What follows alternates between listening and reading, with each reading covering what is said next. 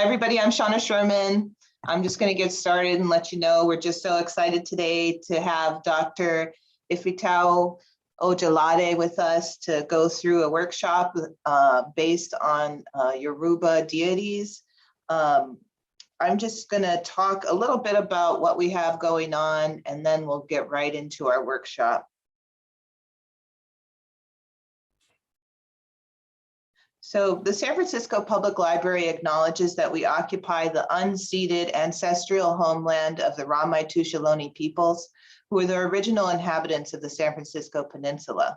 We recognize that we benefit from living and working on their traditional homeland. As uninvited guests, we affirm their sovereign rights as First Peoples and wish to pay our respects to the ancestors, elders, and relatives of the Ramaytush community. You can find more resources in the chat. And like the San Francisco African American Reparations Advisory Committee, the African American Center also honors the gifts, resilience, and sacrifices of our Black ancestors, particularly those who toiled the land and built the institution that established this country's wealth and freedom, despite never being compensated nor fully realizing their own sovereignty. We acknowledge this exploitation of not only labor, but of our humanity, and are working to repair some of the harms done by public and private actors. Because of their work, we are here, and as descendants, we are invested in their legacy. So I don't know if I introduced myself. I'm Shauna Sherman, librarian for the African American Center, and happy Black History Month, everybody. We call it more than a month here because we celebrate Black's excellence all year round, but is extra special this February as we offer programs that tie into the national theme of health and wellness. And this is embodied in our original artwork for our programming this year, which is produced by Tiffany Conway. So here are a couple of things that we have coming up. We have a reading program at the library called On the Same Page. And so this January and February, we are reading Yoke by Jessamine Stanley. Jessamine Stanley will be in conversation on February 22nd at 7 p.m. And we're also hosting a book club for her book on February 14th, which is Monday. A copy of her book is available in all SFPL libraries and online.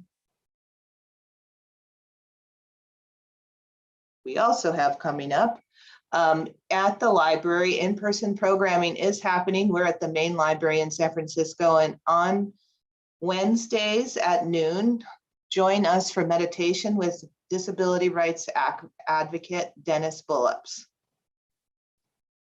And then on February 16th in our virtual library at 6 p.m., join several authors for the Midnight Hour Crime Writers panel celebrating the book Midnight Hour, which features tons of short stories of writers of color. Thank you. And on February 20th, at the African American Center at the main library, which is a Sunday from 1 to 3, we're hosting Ramakan O. Arwisters and his Crochet Jam. So Ramakan will teach you one crochet stitch and then let you follow your spirit and create whatever you want to create. No patterns, just crocheting. I highly recommend that program. And this February, we are also pleased to partner with the Reverend Dr. Carolyn Scott and distributing her Black Excellence, Black Inventors bookmarks throughout our system. You can find them at all our branches, and along with plaques like this one, which highlight inventions that we might not know about, like Garrett Morgan's invention of the stoplight, which still helps us cross the street today. And of course, we want to always thank the Friends of the San Francisco Public Library who help us host all these amazing programs. Thank you, friends. And now on to our program. Thank you for listening to all that. We are so excited, like I said, to host Dr. Ifetayo Ojelade, who is a licensed psychologist with an interest in assisting people to heal in order to take their careers and personal lives to the next level. As an expert on trauma recovery, Dr. Ojelade works with healthcare, legal, and safety professionals to manage secondary trauma in the workplace. She has particular interest in women leaders of color in these high-stress roles. She works as a keynote speaker and workshop facilitator globally. Dr. Ojelade is the founder and executive director of A Healing Paradigm LLC, a holistic wellness center providing counseling, psychological testing, wellness, and educational programming for the entire family. She is the past president of the Metro Atlanta Association of Black Psychologists and is listed in the Who's Who in Black Atlanta. In addition, she serves as the resident psychologist for the Derek Bozeman Show in the Atlanta, Georgia market, and is affectionately known as Dr. Ife. Her chapter, Let the Òrìṣà Speak, Traditional Healing for Contemporary Times, is available in the book, Making Black Lives Matter, Confronting Anti-Black Racism, a link for which we'll put in the chat because it's free online, yay. So welcome, Dr. Ojelade. We're so excited to have you here today for this workshop.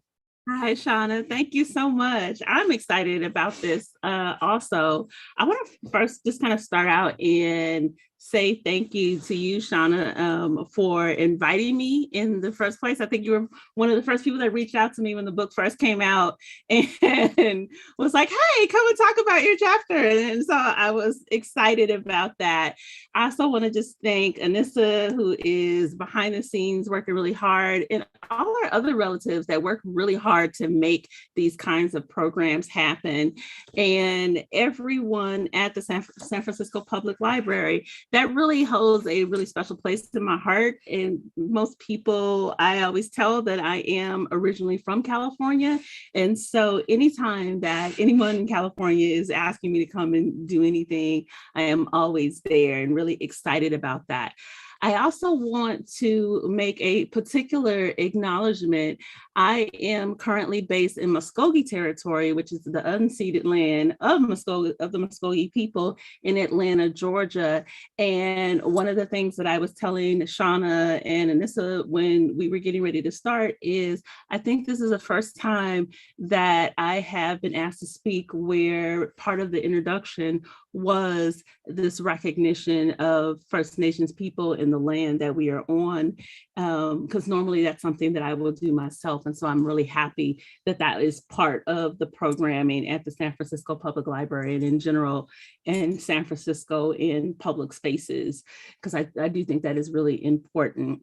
And along with that, one of the things that I always want to acknowledge is a lot of the work that I do is around my identity as a woman of African ancestry. And what my ancestors always remind me is I also descend from First Nations people. And so part of my acknowledgement is also an ancestral acknowledgement for me. So I wanted to start out there. And I see we've got quite a few people that are here, and I wanted to give people an opportunity. You don't necessarily have to turn on your camera, but I am interested in why you particularly signed up for this workshop. And if you could just share with me, if I could get one or two people to just share with me why you signed up for this workshop. And then that's the question one. And then question two would be, how much do you know about Yoruba or the Òrìṣà? Just wondering if anybody would be willing to share.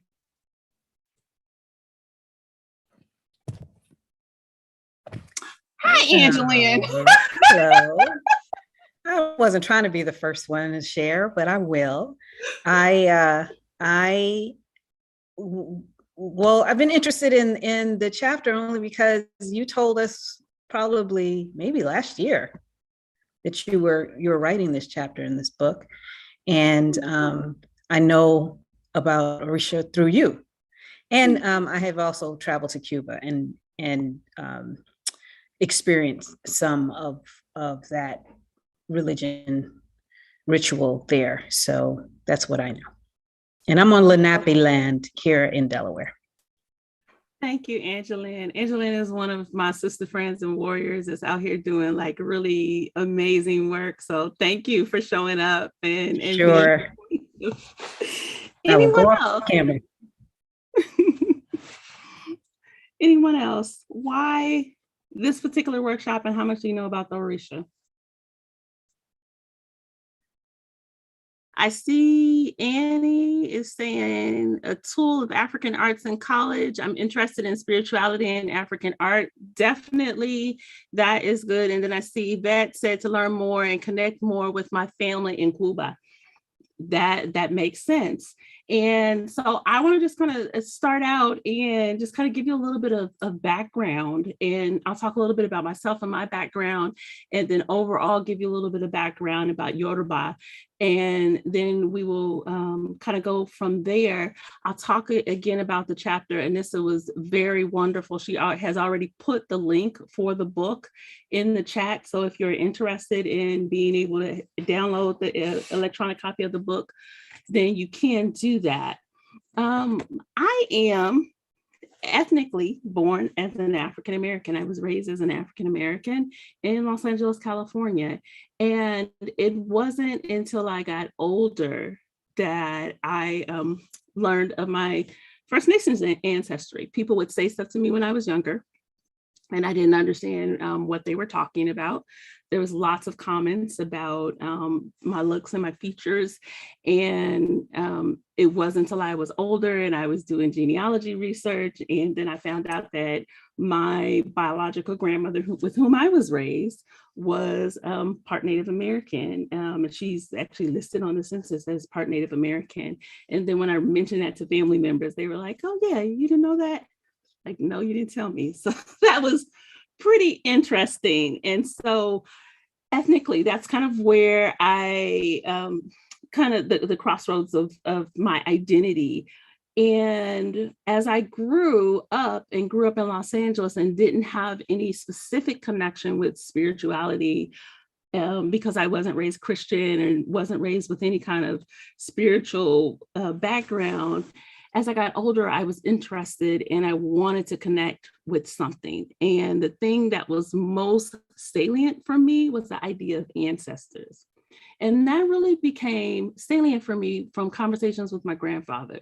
My grandfather talked consistently about his mother and the things that he experienced growing up in a small Black town and in the South.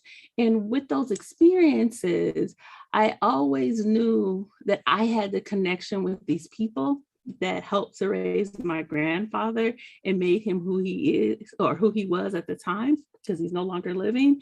And so so in this kind of quest for understanding myself and understanding myself as a spiritual being, the thing that I knew that I could hold on to was an ancestral connection. And so I was actually initially introduced to the Akan tradition. And the very first interaction that I had with any kind of spirituality was from Akan, which comes out of the Akan speaking people in Ghana in West Africa. And I was very connected and interested in that. And then ultimately I found my way to Yoruba. And my connection with that was, there was two things that were really impactful there. One is the idea in Yoruba that there's no proselytizing. That's huge for me.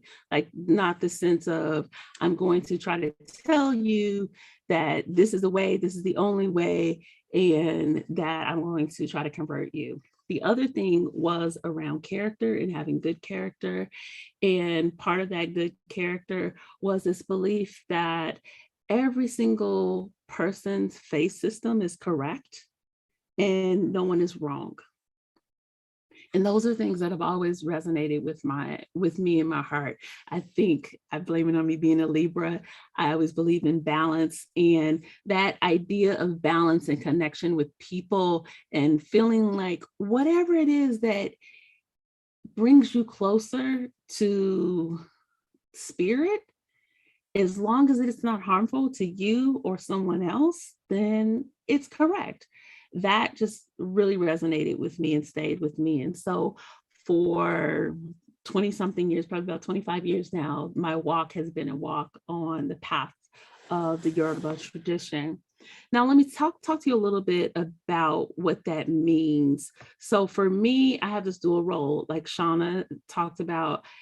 Professionally, I'm a psychologist. So I have a PhD in counseling psychology, and I'm a licensed psychologist. So I wear that hat. And at the same time of wearing that hat, I have another hat that I wear, and that is around someone that has actually been initiated. So I've gone through 3 spiritual initiations in different societies in the Yoruba tradition, one being as an ancestral, someone that is initiated to the ancestral society. I'm trying to avoid the word priest because I'm not actually a working priest, so I don't have clients that I see, and I don't do rituals for other people. But I, as an ancestral initiate, I have found myself, in terms of the work that I do as a psychologist, very much tied into ancestors and understanding my own ancestral history, and then helping other people understand their ancestral history in order for them to be able to legitimately heal. So that's the one. The other one is Ifa, which we'll talk about a little bit about in a second. And then the last one is Oshun, which you may have heard of. People talk about Oshun all the time. If you've heard Beyonce's Black Parade, that's how actually I introduced my chapter, is in Black Parade, Oshun. Beyonce talks about Oshun energy. People say that part of what she was symbolically representing, and there can be some debate about that. And Lemonade was also Oshun, which is, she's a goddess of fertility. She's a goddess of money, of leadership, of banking, of finance. She has lots of entrepreneurship. She has lots of characteristics. And then going back to Ifa or Orunmila is the god that is believed to have witnessed your destiny. So the belief is that everyone has a destiny, and they chose that destiny before they came. So no one is giving you your destiny. You choose your destiny. And Orunmila is the one that listens and is the witness to your destiny. So this he called Ileri Ipin, which is the witness of destiny. And he's the one that reminds you of your destiny once you come here to the earth. And so those are the initiatory rites that I speak from. So it's from both of those perspectives. And one of the things that I do in this chapter is I take the stories of the Òrìṣà, and particularly I'm looking at the female Òrìṣà, and then I'm taking 2 concepts in Ifa, and I take those things, and then I am using them as stories to be able to talk about, particularly for Black women, how do we use those stories as examples of being able to navigate through spaces of anti-Blackness, of misogynoir, so like this intense dislike and hate really towards Black women. How can we use the stories of the Òrìṣà in those ways that really empower us? In that vein, one of the things that I do, and we'll walk through an exercise today, is I ask people to look at these stories in general as stories that are just good metaphors that you can use. The rituals, the activities that I actually ask people to do in the book are not rituals that you would do in any kind of spiritual ceremony. And today we won't get into anything like that. And I personally don't make referrals for that. And so one of the things that I do like to tell people, though, is what we've seen is a rise online. So you'll see people now, because African spiritual systems have become so popular, you see lots of scam artists that will reach out to you on social media. They usually try to send you a friend request and you don't know who this person is, or they will send you a DM. And so they're sending you, I have a message from your ancestors. Anyone that ever reaches out to you, just know that that person is a scam artist, because again, in Ifa, it is taboo. It is very serious for you not to proselytize. So no one would ever reach out to you and tell you that they have a message from your ancestors. So I like to make that clear. So the things that we're doing today are not rituals that would be in a ceremony that would be performed for you. And I talk about this idea. Well, actually, let me stop right there, because I said a lot. Let me just check in. Are there any questions? Because I don't want to just talk and not give people time. So you can ask a question if you feel free to unmute yourself, or if you want to put something in the chat. I am happy to answer questions there too. Okay, so we'll we'll just go ahead and jump ahead. And Dr. Ife, just really quickly, you said if someone's reaching out to you saying that your ancestors want to speak to you, I've never seen a message like that. You probably aren't in a circle to get that, Angeline. Okay. But yeah, I've seen quite a few people, like one, we can talk offline, but one person that you know mutually sent me one of those and was asking me.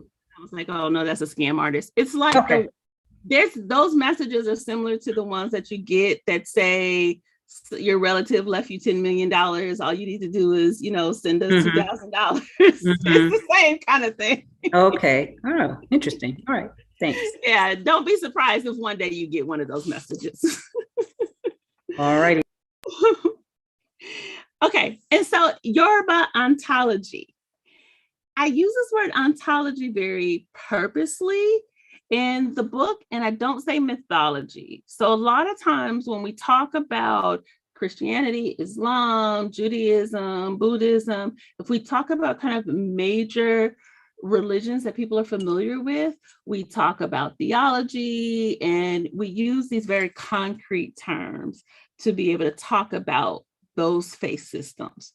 When we talk about something like, when we think about the Greeks, when we think about the Greek gods, we say mythology. When you think about anything that has to do with people of color, it's always mythology.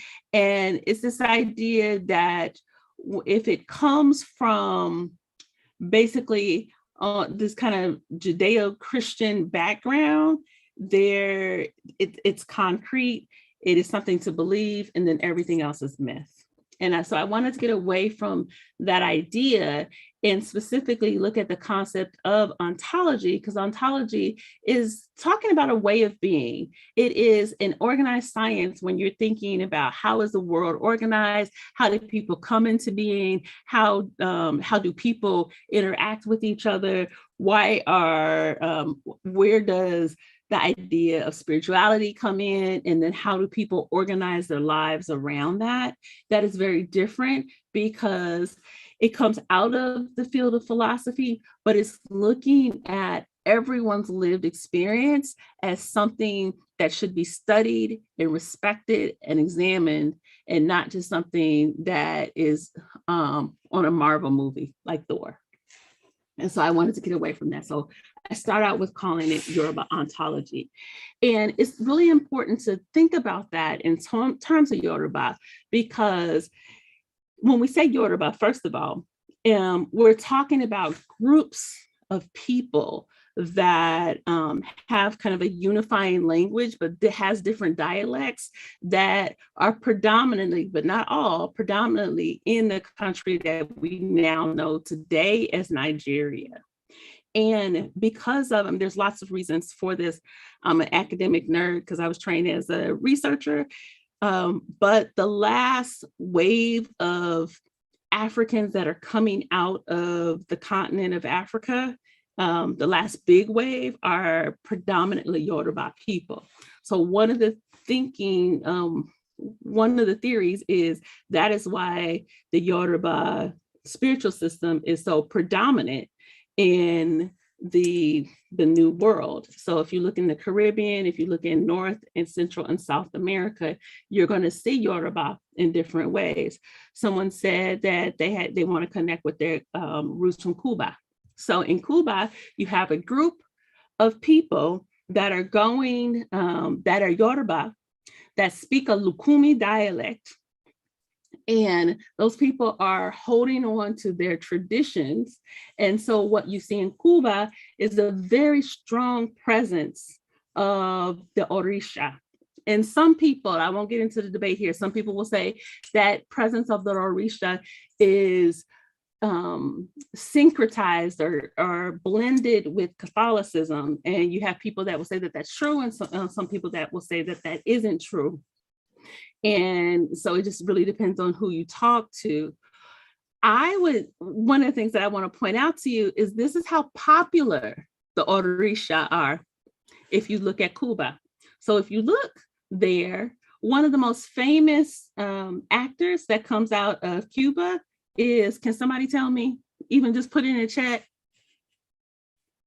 Like, not necessarily modern day, but like old actors, one of the most famous ones that everybody, I'm sure at some point saw on television with his wife.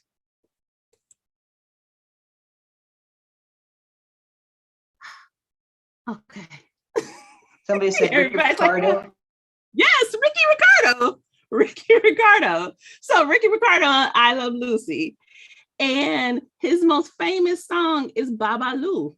And so I can't sing. Thank you, Annie. Annie put it in Ricky Ricardo. And so I'm not going to try to sing, but remember he had the drums playing and he would say Babalu. He was singing to Babalu Aye. And I need to do a little acknowledgement for him. That Òrìṣà, it traditionally, we actually don't even call his name, but that Òrìṣà is Òrìṣà that is over disease and pandemics. Surprise, surprise, something that's going on right now. And the priest of that particular Òrìṣà would be the priest that would focus on inoculation and being able to protect communities from global pandemics. And so I think it's interesting that I grew up hearing that song all the time. I did not know that that song had anything to do with an African deity, but it did. And so you had Ricky Ricardo singing this song. So that's Cuba. So oftentimes what you hear out of Cuba is people will say that they are Lukumi practitioners. And the very interesting thing is that you see it show up in very dynamic ways, where in some ways it can get divorced from the fact that it's an African spiritual system. And one of the examples that I recently saw of that is one of the leaders that was arrested from the Proud Boys.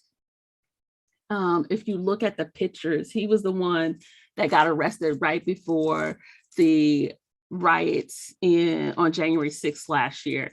And he has, if you look around his neck, so I don't know what his name is, but if you look around his neck, you'll see that he has beads, lots and lots of beads around his neck.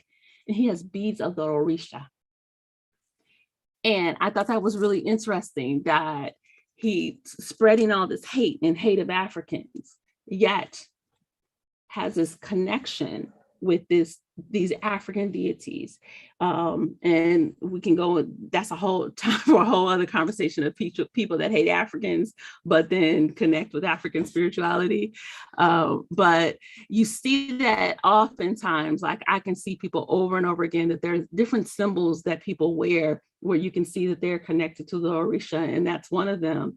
And I think that one is interesting. You can also see people from Puerto Rico. You often see kind of these negative racist stereotypes of like, oh, that's witchcraft or evil. Even just kind of the moniker of voodoo, which is actually, and I would invite you, if you are not familiar with it, is actually the spiritual system is Vodun. And it is a very beautiful spiritual system that comes out of Benin. It is actually the national religion of Benin, and they are very brave in holding on to their indigenous religion and not taking outside religions as their national religion. And so you will see that from these kind of negative comments about it. But if you look at folks from Puerto Rico and that Santeria, there's a beauty there. And again, it's considered by some a secretization of Catholicism, where you have the saints, and the saints are the way that the Africans were able to hide the Òrìṣà. So when they were talking about a particular saint, they were really talking about one of these divinities. In places like Honduras, you will see the Òrìṣà. Any place, I've seen them in Panama when I've traveled. In Brazil, it's called Candomblé or Umbanda. You can see it in Uruguay, almost in Nicaragua. which I think is really interesting. There's a whole hotel called Yemonja. And they actually acknowledge from that hotel that Yemonja is an Òrìṣà. She is a female deity on this side of the world that is associated with the top layer of the ocean. And so the whole hotel is named after this African goddess. So I say all that to say that the Òrìṣà are everywhere. Like, even when you don't know it, I guarantee if you read a book, particularly if you read books that come out of the Caribbean, if you read Afro-Latino books, you're going to see conversations about the Òrìṣà. You're going to see whether it be conversations about ancestors or these different divinities that people, or beads that people wear, or the divinities where people are lighting candles to those different divinities, or praying, or leaving food out for divinities. You see that often. And I remember just looking back in my childhood where I would read these stories, and I was fascinated by stories that came out of the Caribbean, because that was the only place where I could find authors that were talking about stories with people that looked like me. And there was always something that was there about this spirit world. And now what we see is more authors that are from different backgrounds that are actually writing about not just the Òrìṣà, but in the United States, you can find Yoruba, which is called here. You can find Akan practitioners, you can find Vodun, Palo. So there's lots of different practitioners of all these different spiritual systems. And what I will say is, like anything, like we can look at Christianity and Islam, you have people that are harmful, and then you have lots of people that are doing really, really good work. And one of the things that I have been really interested in is really pushing these against these notions that things that are African are automatically harmful, or they're negative, because I think that that's part of psychological oppression, particularly when it comes to, for example, and then I'll say this and then we'll get ready to go into the activity.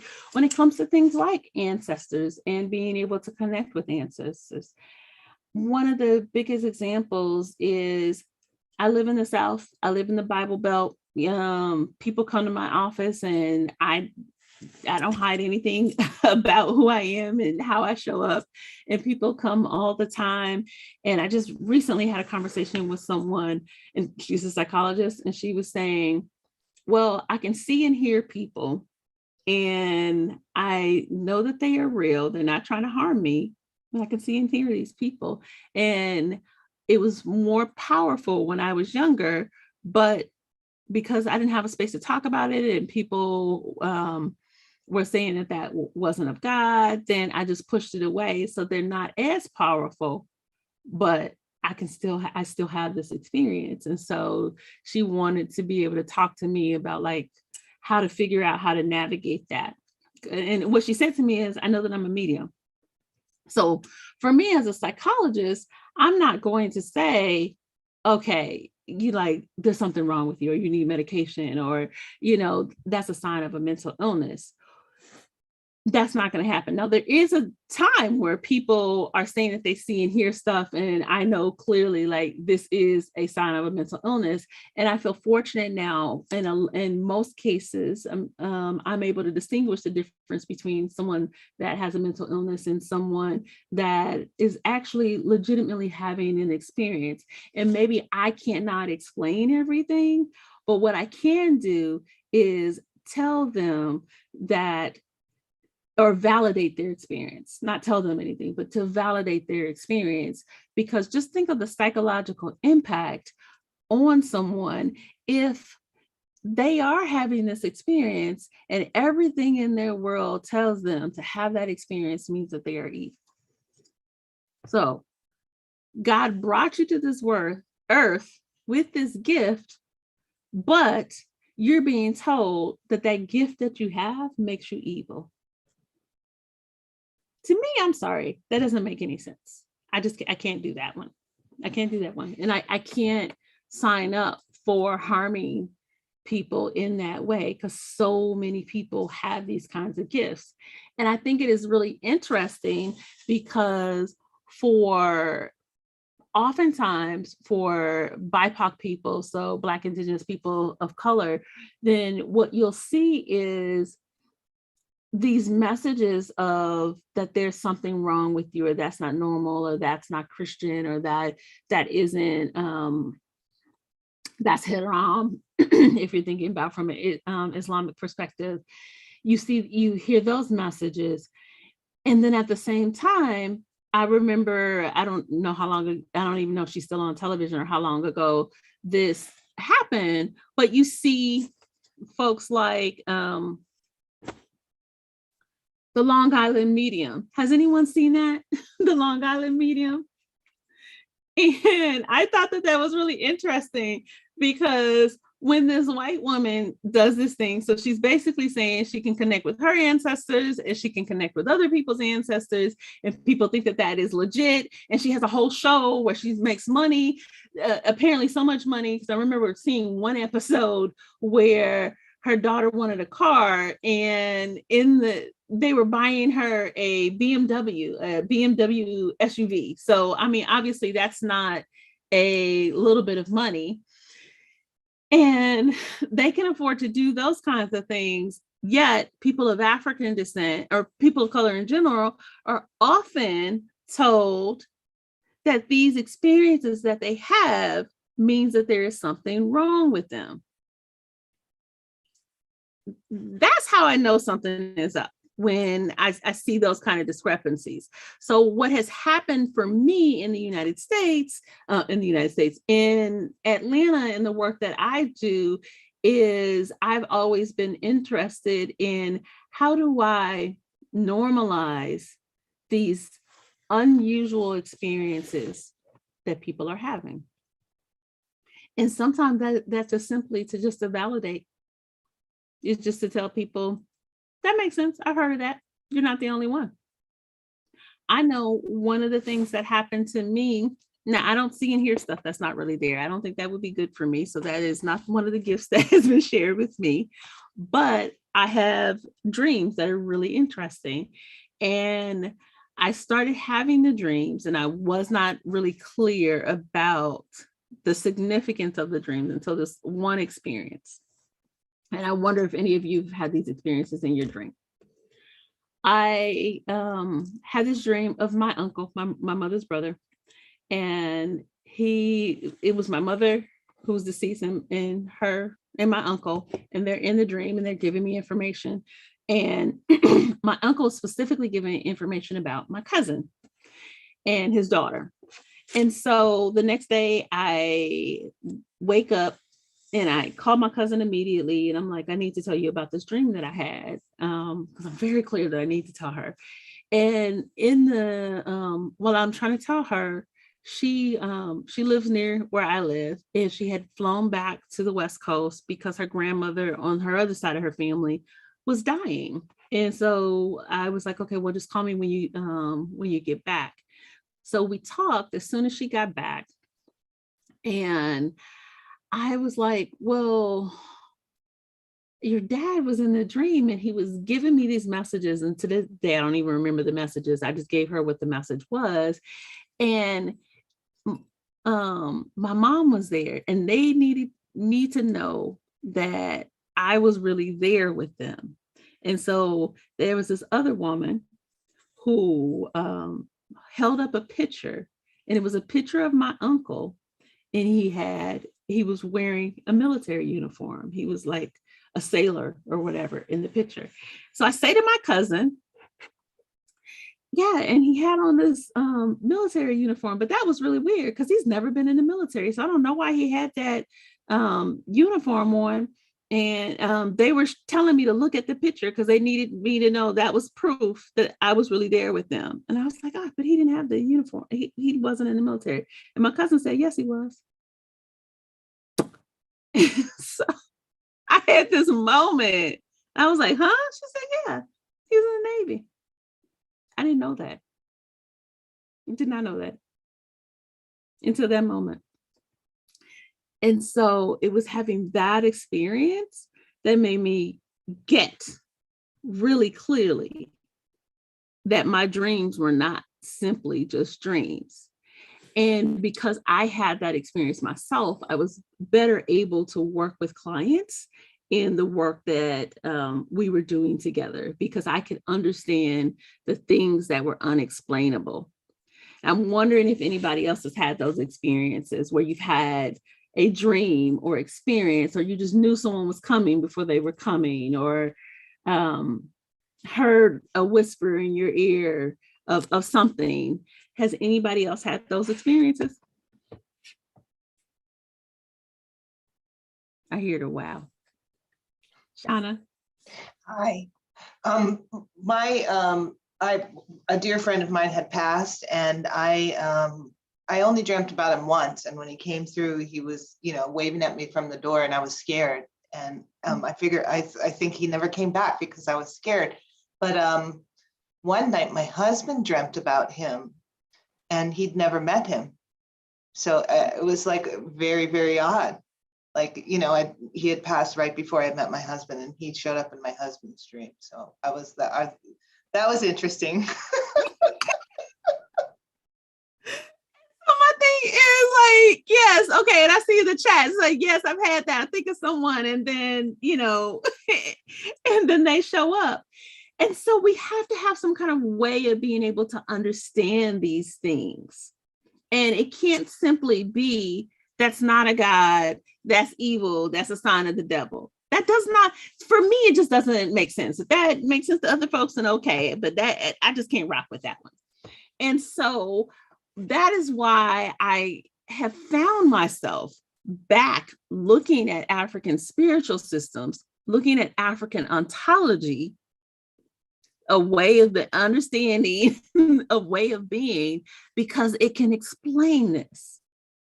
It explains the unexplainable, the things. And even if you look back, actually, not just African ontology, I'm looking behind me, you guys can't see it, but I have a book that is on Indian psychology, Indian from India psychology. And what they talk about is precognition.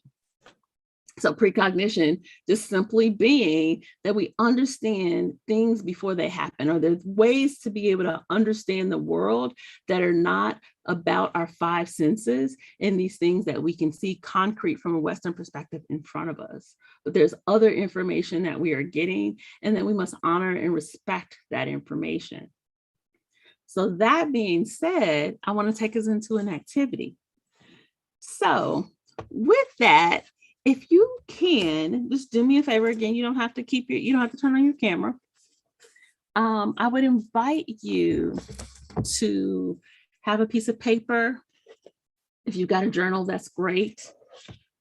I will take a couple of seconds if you need to go run and get a journal, and a pen or a pencil. Even if you have colored pencils, that is good too.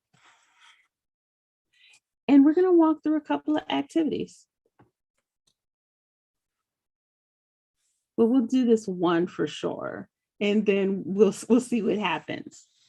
And what I want us to do is just kind of play with this idea really quickly of your precognition. Your knowing of stuff without fully understanding why do you know.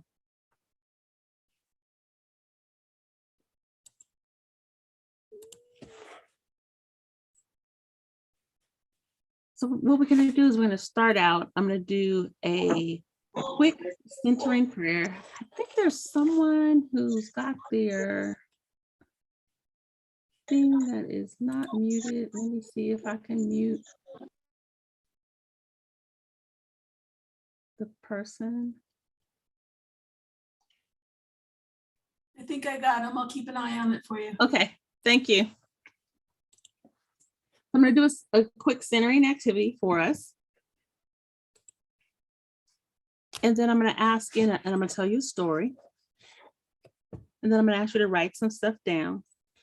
And I am going to invite you to share. Again, don't have to take your put your camera on, but I would encourage you to verbally share what your outcome is.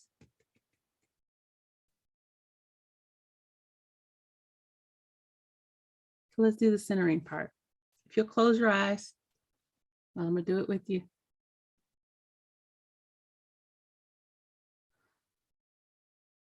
And just breathe in through your nose and out through your mouth.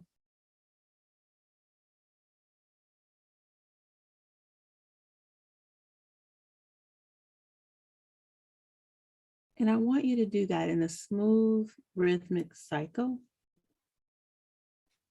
of breathing in through your nose and out through your mouth.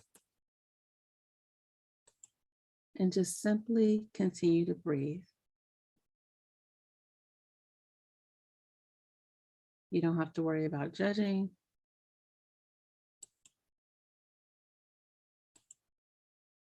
Or questioning. Just breathe.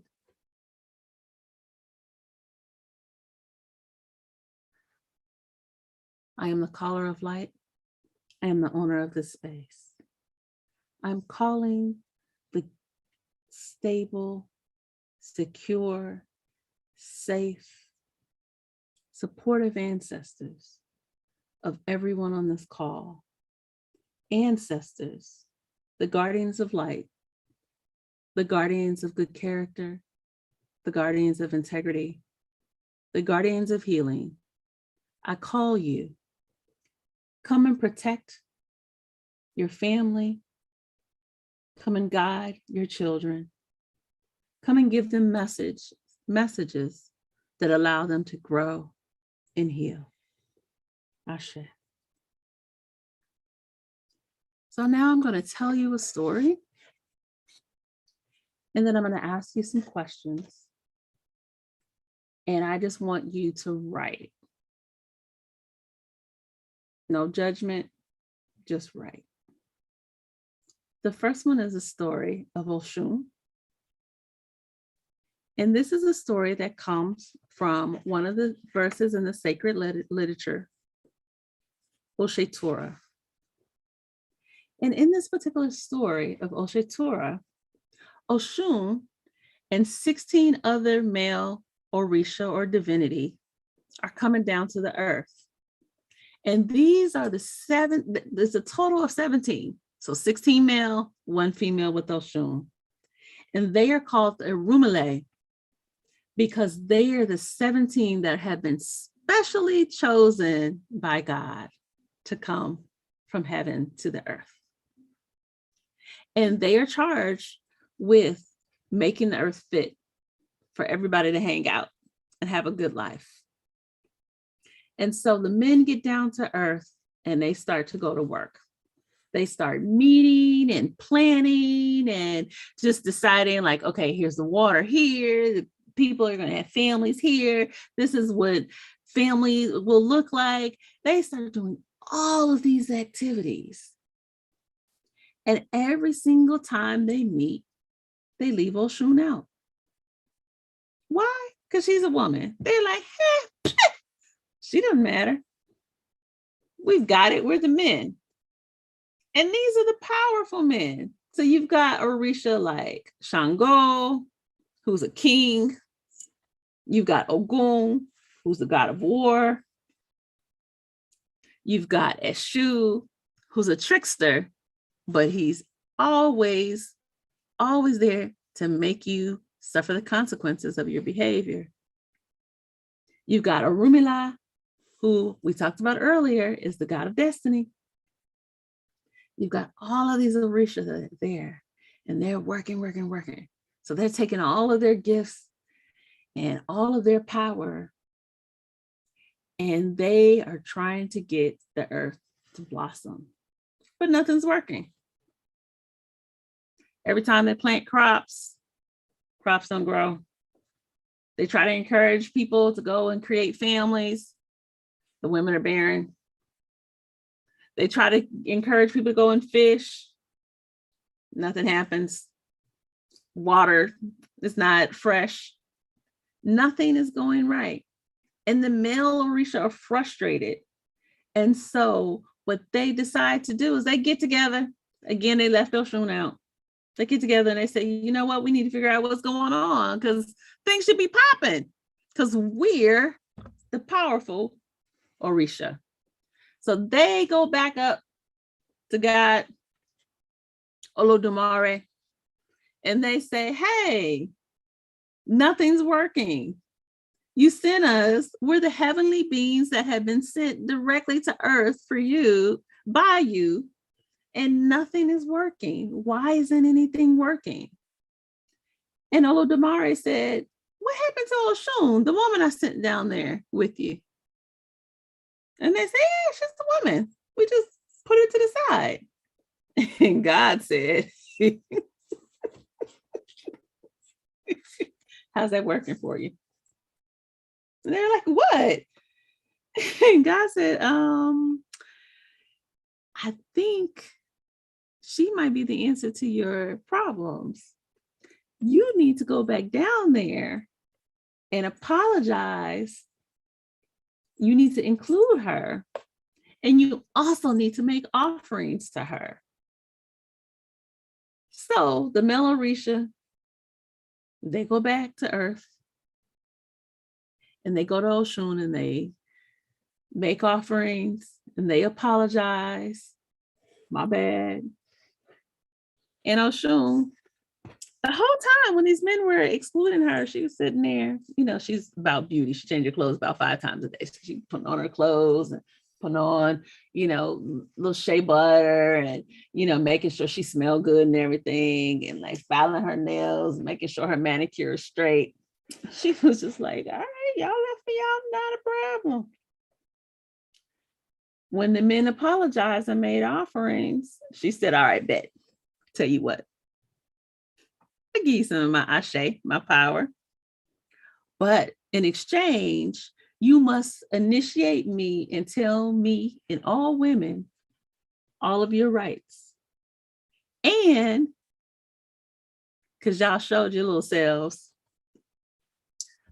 from now on, anytime in the future that you're going to do anything, you better be sure that a woman is included.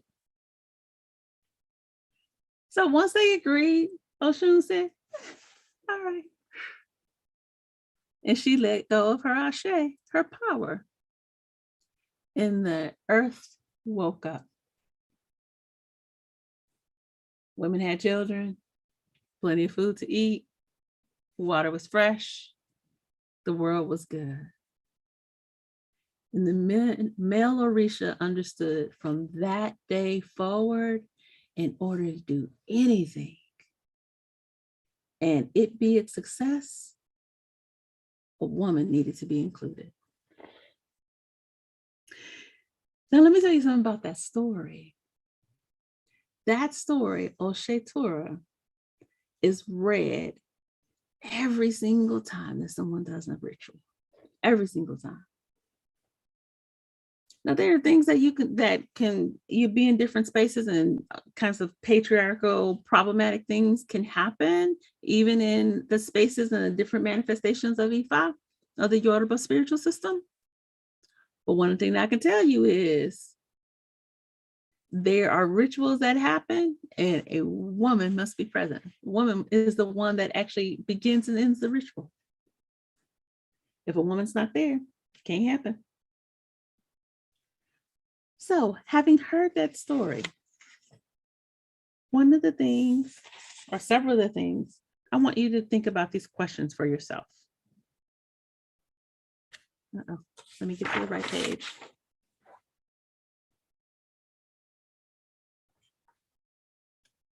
I was on the other one. Okay.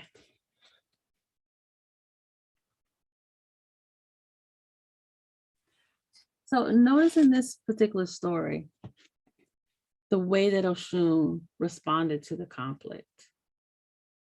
She just held back her powers. She didn't get in anybody's face. She didn't start a big commotion. She's just like, all right, y'all do what y'all want to do. I'll be over here. I want you to think about, for you, how do you respond to conflict? Whether it be in your work environment, whether it be in your home environment, with your family, with your mate, how do you respond to conflict? Write that down.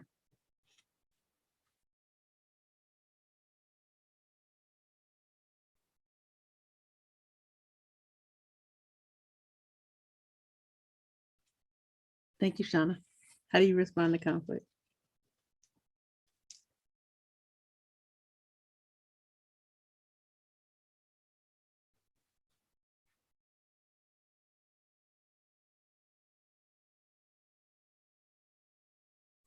And as you are writing that, how do I respond to conflict? The second question is, what is the best part of how you respond? Or another way of saying it, what's good about the way that you respond to conflict?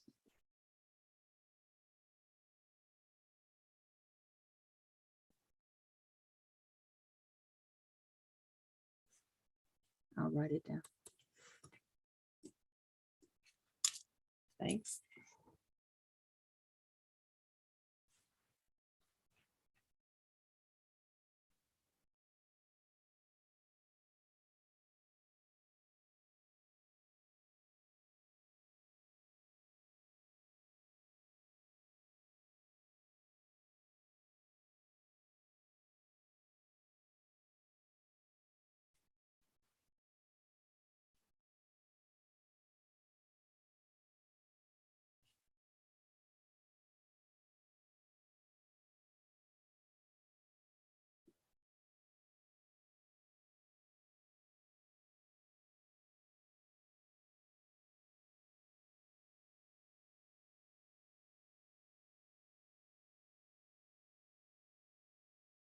Final question.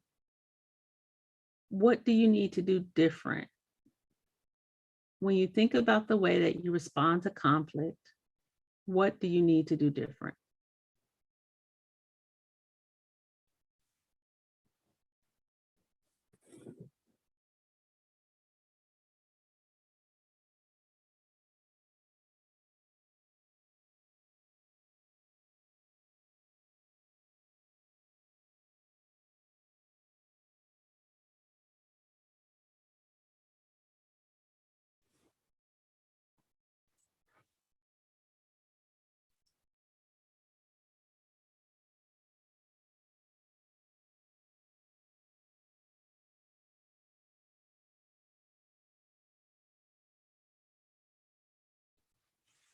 Once you have those answers, I want to see if I can just get a few people, like 2 or 3. Again, you can leave your camera off if you want. I'd love to hear your answers. And if you miss the questions, they're in the chat. How do you respond to conflict? What's good? What do you need to do different when it comes to conflict?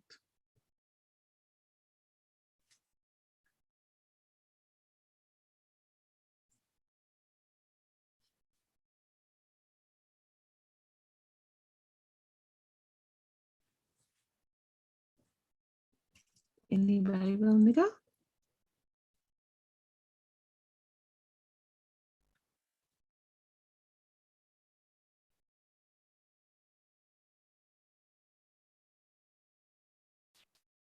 I'm not trying to be the only one. As my husband would say, yeah, teacher's pet sitting in the front of the classroom, you know. It's okay. I used to be that too. I remember in undergrad, people would say, oh, we were in class together, and I never knew because I was always in the front. Put my hand up. Hand up. I don't like her. Oh man, that is too funny. So there's probably several different ways that I respond to conflict, but I just wrote down like one. I tried to process the solution in my mind and then I try to fix it, even if it's not my fault and I'm not to blame. And then what's good about my response is I can often see more than one side. And then what do I need to do different? I need to let people handle their own issues because I'm not responsible for everyone's happiness. Well, there it is. Ashe. Ashe. I like that. Anybody else willing to share?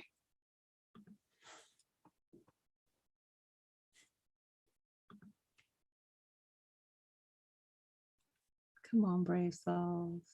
And just so you know, it's only your voice that we can hear. You're not streaming or anything. It's just only gonna be me.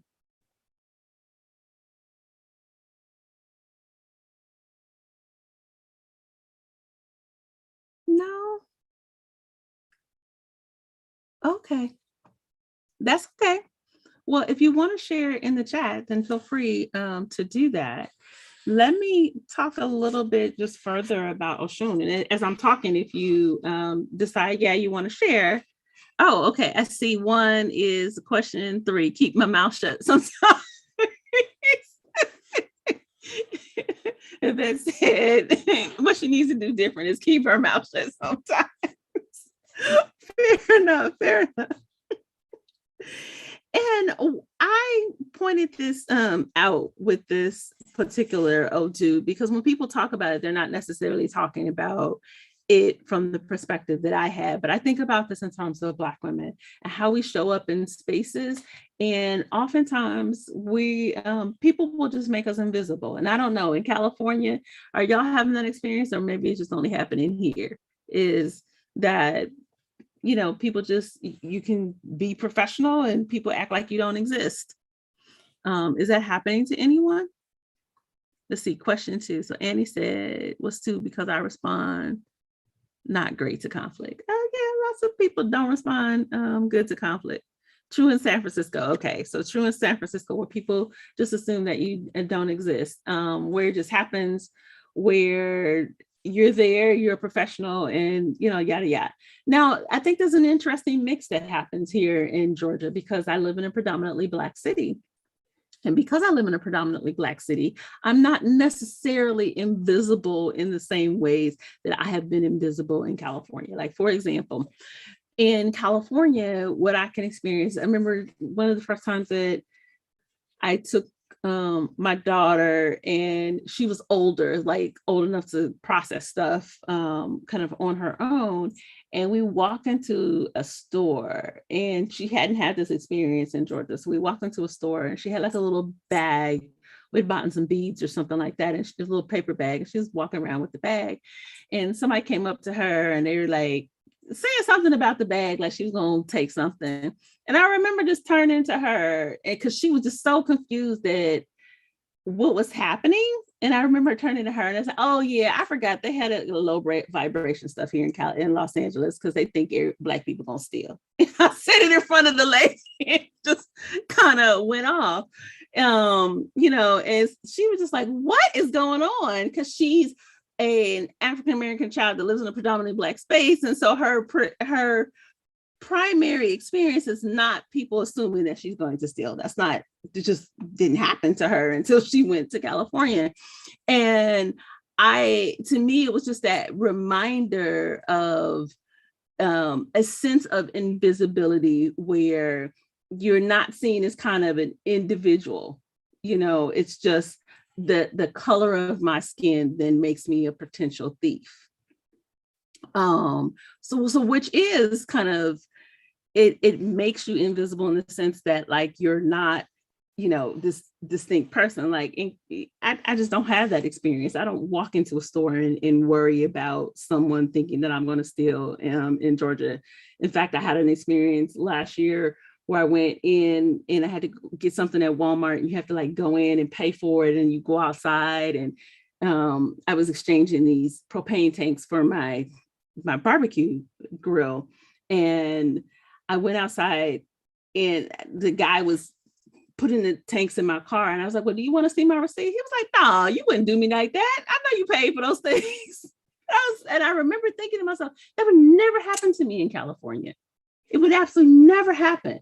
There would be the automatic assumption. Nobody would assume that I had a PhD. No one else would assume that I'm not going to steal like a $15 tank.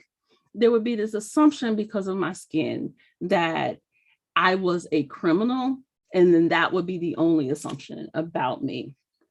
And so from going to this Oshetora story, what Oshun is saying, regardless of what the assumption is about you, however people make you invisible because of their own racism and sexism, there is that point where sometimes you just have to, be very direct.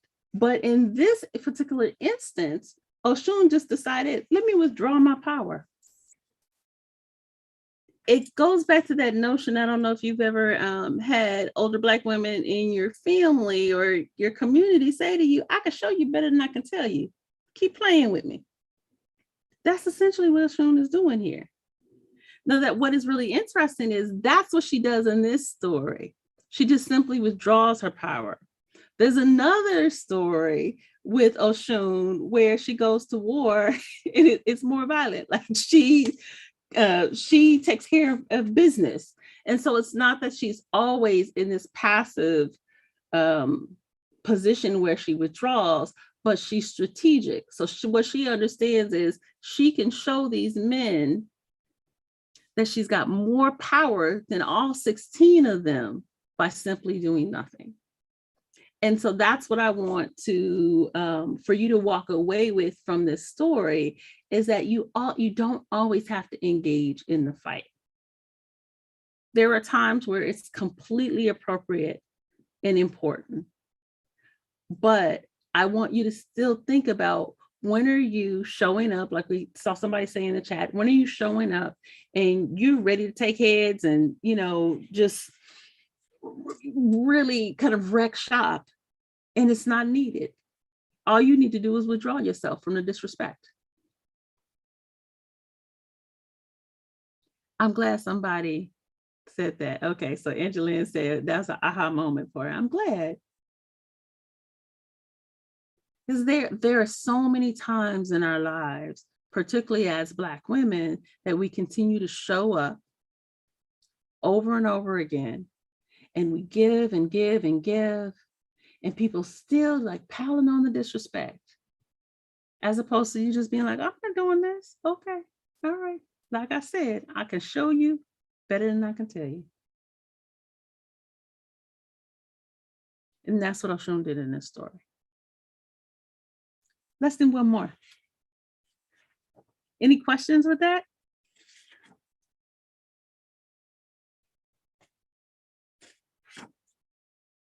This one is different. So the first one, that was Oshun. This one is actually a character trait. I see someone with a Yoruba name that's on here. Ojelade. Hello. We're going to talk about Iwa. And in this one with Iwa, Iwa is a divinity, but it's a characteristic. And so she's not like the Òrìṣà, but let me tell you the story of Iwa. So if you translate the whole, actually, let me just read this little part in here. Translated into English, Iwa is described as the essence of being, while Pele means gentle. So Iwa Pele is then translated to gentle or good character, while Iwa Baruku is bad character. And so in this particular story of Iwa, Iwa means Orunmila, the god of destiny, and she is character. Her father is Suuru, patience. And she decides that she will marry Orunmila because he's infatuated by her and he wants to get married. And Iwa has one thing that she demands. She said, I'll marry you. Well, it's more than one. But she tells she tells Orunmila that in order for them to get married, that he must respect her boundaries. And her boundaries are that he can't abuse her, he can't be disrespectful, and he can't ever tell her to leave his house. So the god of destiny gets married to character, and she's like, okay, well, we got some boundaries here. And initially, their marriage is fine. They hang out, they do all the newlywed stuff, kiss, kiss, kiss, all that kind of stuff. And then things start to go awry because Iwa, she cute and everything, but she's messy. So she don't clean up around the house. She don't like to cook. She don't like to do all the stuff. She may go to the market. She may not. Her little stuff is raggedy. And so Orunmila becomes upset with his wife's behavior. And what he does in response is he becomes abusive. And he starts arguing with her and just being mean-spirited. And depending on which version of the story that you have, he either tells her to get out or he's just fussing at her. She chooses to leave. We don't know. But let's say in this version of the story, he tells her to get out. So Iwa leaves and she returns to the house of her father, Patience. And as soon as she leaves, Orunmila notices all these changes in his life. So character has left, and now he's got money problems. His clients have abandoned him, and his finances are all crazy. And so he starts looking for character again. He starts looking for Iwa. And he goes from town to town. So he goes to these 16 different towns, and he's looking for Iwa. He can't find character. Finally, somebody gives him a hint and say, hey, your woman, she went back to her daddy's house. She up there at Patient's house. So he goes and he finds Iwa and he begs, please, please, please, character, please come home. And she's like, nah, shawty, not doing, can't do it. I told you not to show yourself, but you showed yourself. I'm not doing it. And so what she does say is, though, I'm not going to leave you permanently. I'm not coming back to your house, but I always will be with you in spirit. And what she does is she says, in the future, what you need to understand is that you need to treat your wife good. You need to be respectful. You need to always show that I am present. And Iwa tells Orunmila that whatever he does to her will impact the quality of his life.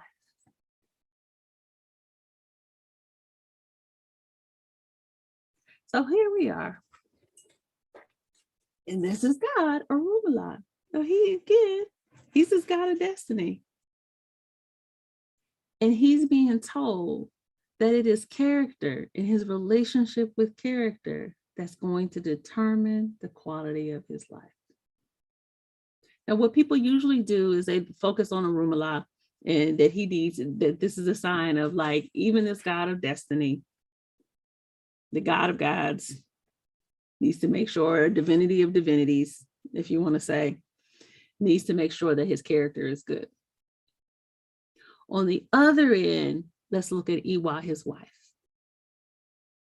So what Iwa in this story is representing, again, is that character, but what she's representing is, like, okay, all of us, like, if we're being honest, we get in a relationship and we can do some problematic stuff. We're not perfect. But what she's showing us is, even when you're in a relationship and you are doing problematic stuff, it doesn't mean that someone has the right to disrespect your boundaries.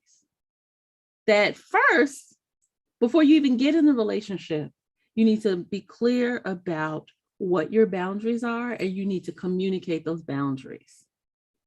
And then when you're in the relationship, even when you're doing stuff that's problematic, it doesn't mean that somebody has the right to abuse you in that relationship.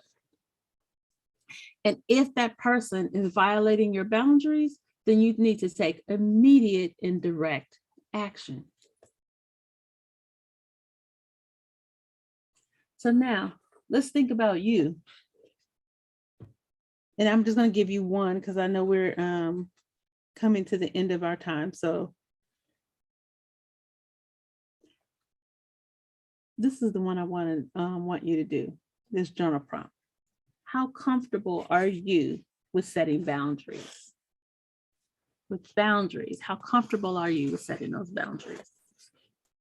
Particularly, I want you to think about this in terms of intimate relationships. In your intimate relationships, whether that be a romantic relationship with your family, with your friends, how comfortable are you with setting boundaries, with saying, this is what I'm okay with, this is what I'm not okay with, and holding that boundary firm? How comfortable are you?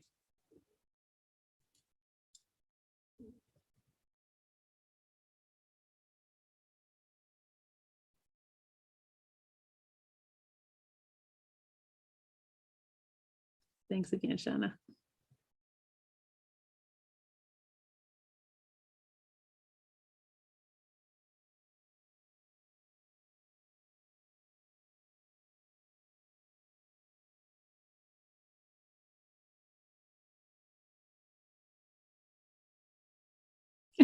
I like that, Annie.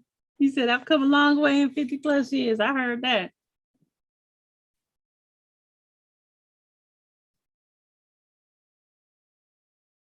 Anybody else? You want to do it verbally or in the chat? How comfortable are you with setting boundaries?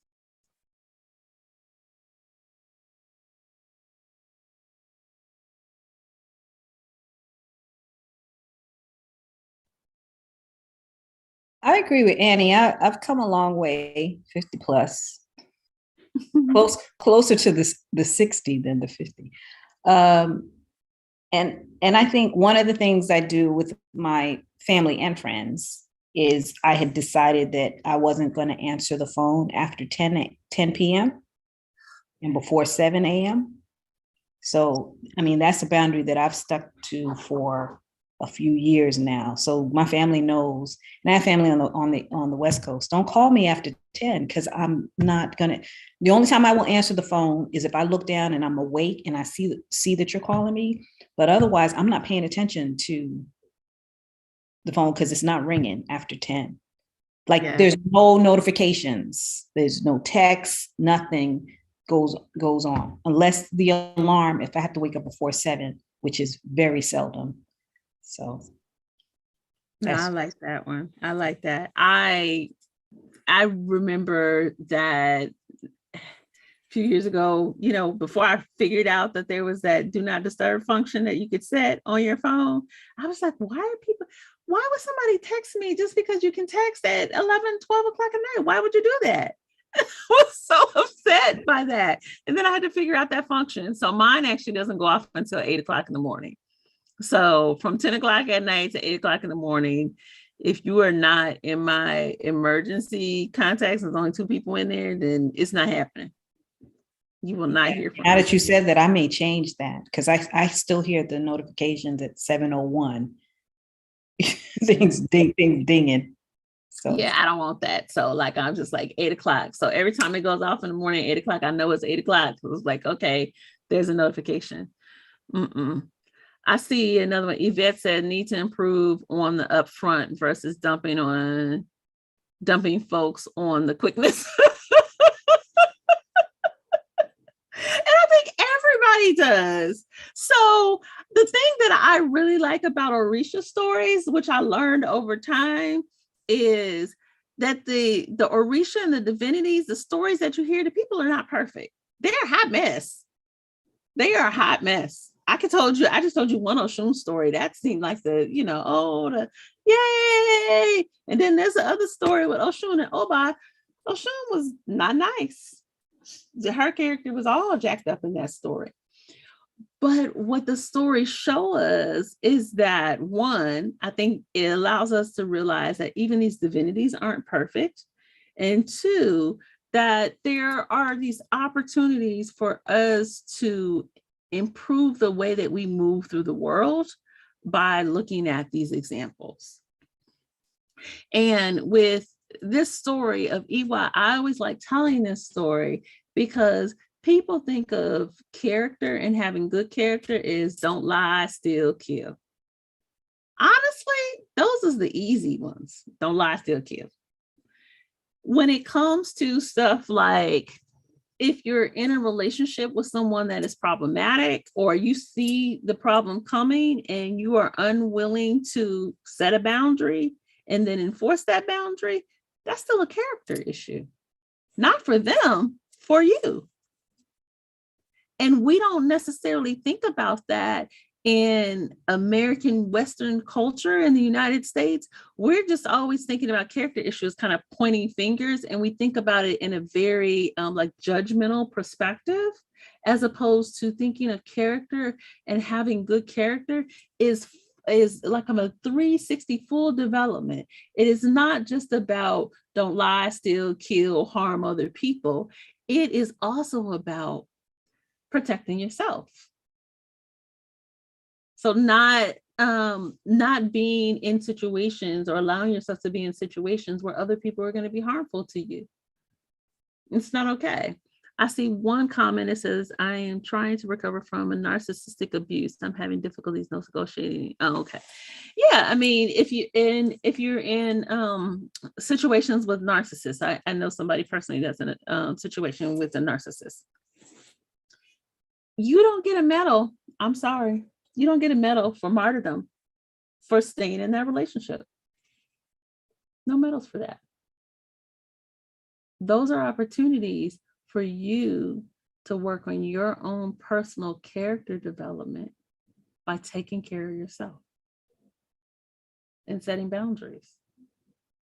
I know one person in particular that's kind of how that individual shows up. It's like, oh, what was me? Look at these things that are happening to me. And when I would have clients that would do things like that, I would always just like, okay, no. We're not going to blame other people. What we are going to do is look at the ways that we can make those simple yet difficult decisions to do something different in our lives and elevate our own character. And that's what he was saying. You can be imperfect, but if someone is harming you, that's the time to end that relationship. That being said, I'm wondering if we're like 6 minutes before we are done.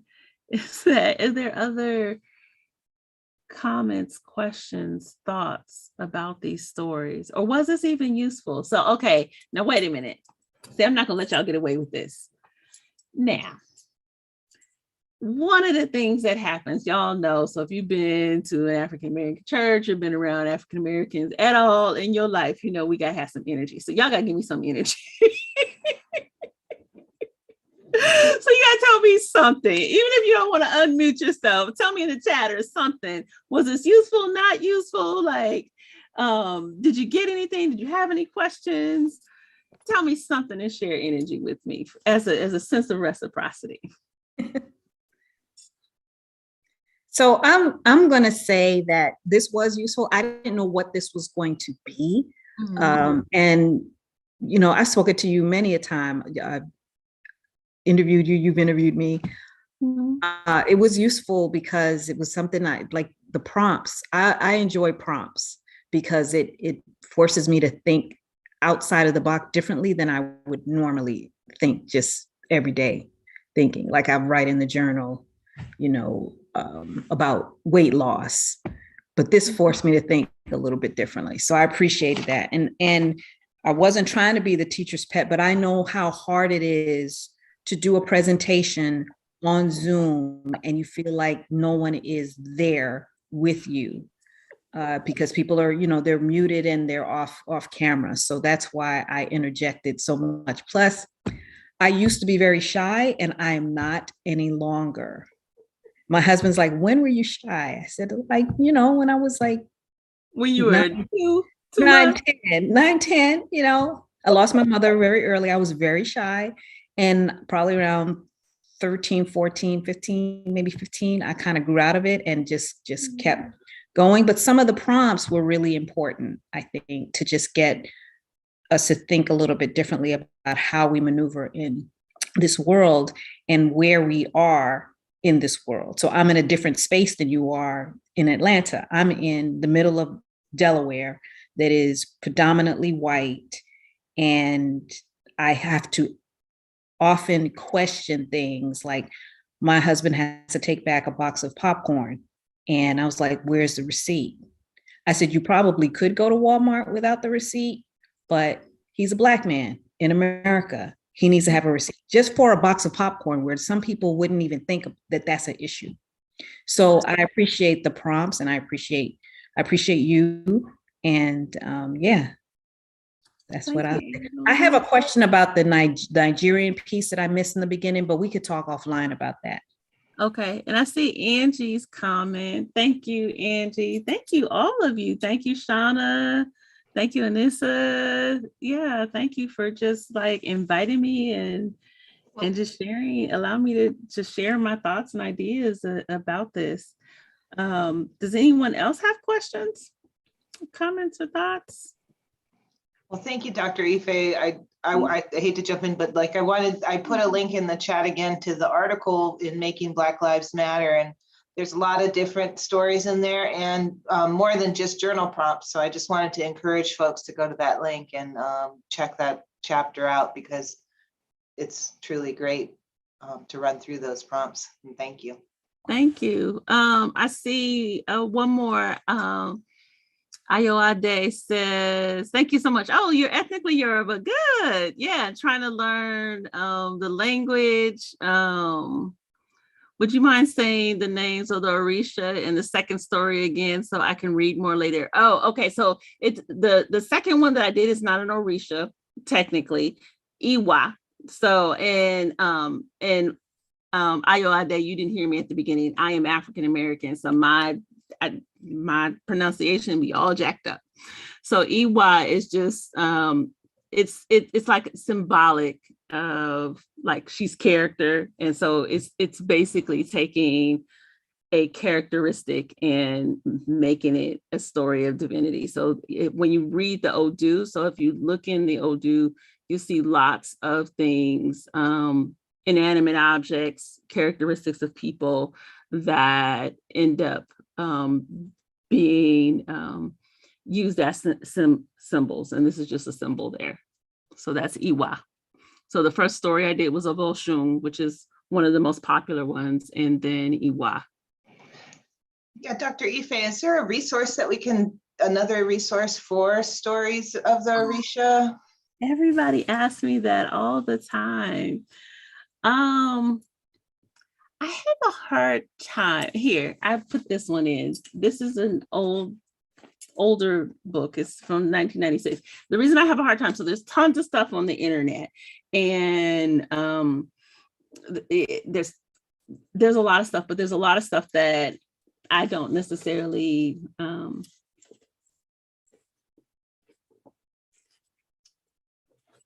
I'm losing my Oshuni diplomacy words. Promote. Thank you.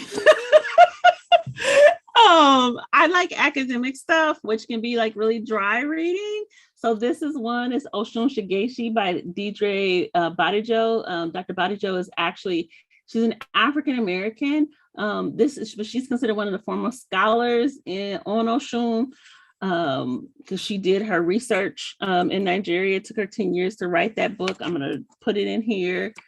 Put it in because this book is still available. I actually interviewed her last year on the 25th anniversary of this book.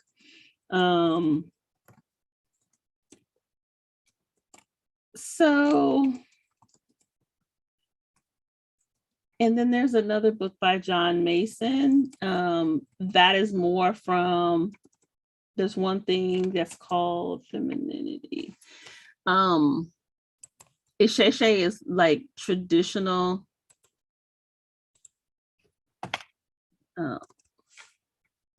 trying to talk and write at the same time, not going so well. The Isheshe is like traditional Ifa practice. And so this is more traditional Isheshe, where John Mason, I'll just put him in. Anything by John Mason is good, but he's going to come out of the Cuban line. So you can look up his books on Amazon. There's, you know what, let me just give you names of people. Jacob Olupona, who is ethnically Yoruba. He writes a lot. He is a Christian, but he does write. He's out of Harvard University. He writes a lot on the Yoruba. And Toyin Folola is also ethnically Yoruba. I like their stuff.